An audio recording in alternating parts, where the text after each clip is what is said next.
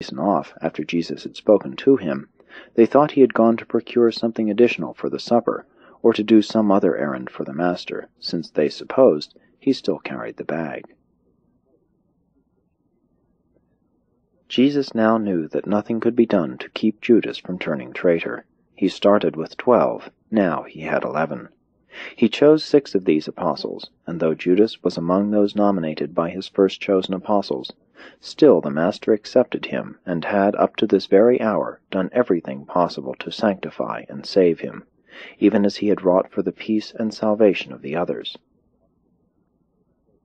This supper, with its tender episodes and softening touches, was Jesus' last appeal to the deserting Judas, but it was of no avail. Warning, even when administered in the most tactful manner and conveyed in the most kindly spirit, as a rule, only intensifies hatred and fires the evil determination to carry out to the full one's own selfish projects, when love is once really dead. 5. Establishing the Remembrance Supper. As they brought Jesus the 3rd cup of wine, the cup of blessing, he arose from the couch and, taking the cup in his hands, blessed it, saying, "Take this cup, all of you, and drink it. This shall be the cup of my remembrance. This is the cup of the blessing of a new dispensation of grace and truth. This shall be to you the emblem of the bestowal and ministry of the divine Spirit of truth. And I will not again drink this cup with you until I drink in new form with you in the Father's eternal kingdom." The apostles all sensed that something out of the ordinary was transpiring as they drank this cup of blessing in profound reverence and perfect silence. The old Passover commemorated the emergence of their fathers from a state of racial slavery into individual freedom. Now the Master was instituting a new remembrance supper as a symbol of the new dispensation wherein the enslaved individual emerges from the bondage of ceremonialism and selfishness into the spiritual joy of the brotherhood and fellowship of the liberated faith sons of the living God.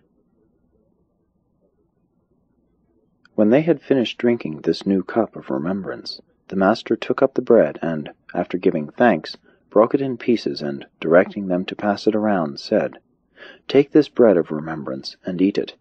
I have told you that I am the bread of life, and this bread of life is the united life of the Father and the Son in one gift. The Word of the Father, as revealed in the Son, is indeed the bread of life." When they had partaken of the bread of remembrance, the symbol of the living Word of truth incarnated in the likeness of mortal flesh, they all sat down. In instituting this remembrance supper, the Master, as was always his habit, resorted to parables and symbols. He employed symbols because he wanted to teach certain great spiritual truths in such a manner as to make it difficult for his successors to attach precise interpretations and definite meanings to his words. In this way he sought to prevent successive generations from crystallizing his teaching and binding down his spiritual meanings by the dead chains of tradition and dogma.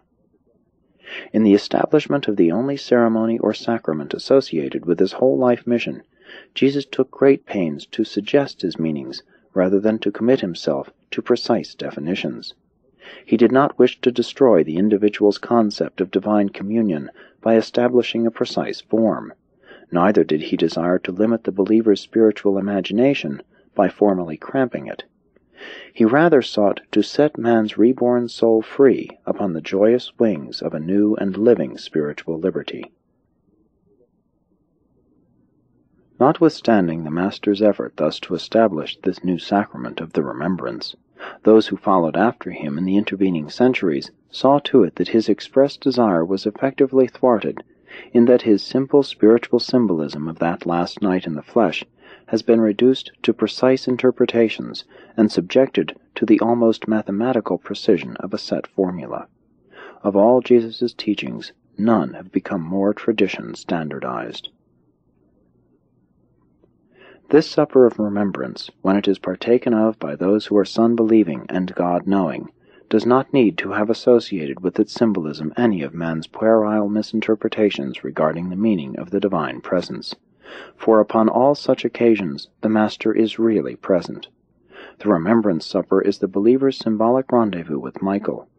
When you become thus spirit-conscious, the Son is actually present, and his Spirit fraternizes with the indwelling fragment of his Father. After they had engaged in meditation for a few moments, Jesus continued speaking. "When you do these things, recall the life I have lived on earth among you, and rejoice that I am to continue to live on earth with you, and to serve through you.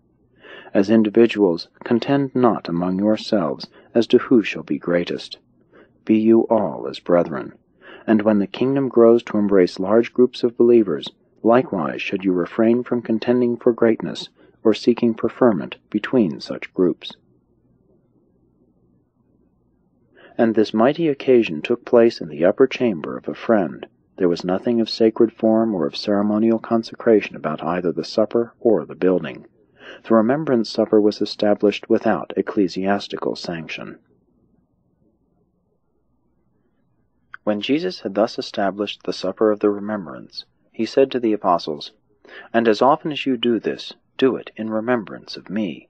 And when you do remember me, first look back upon my life in the flesh, recall that I was once with you, and then by faith discern that you shall all sometime sup with me in the Father's eternal kingdom. This is the new Passover which I leave with you, even the memory of my bestowal life, the word of eternal truth, and of my love for you, the outpouring of my Spirit of truth upon all flesh."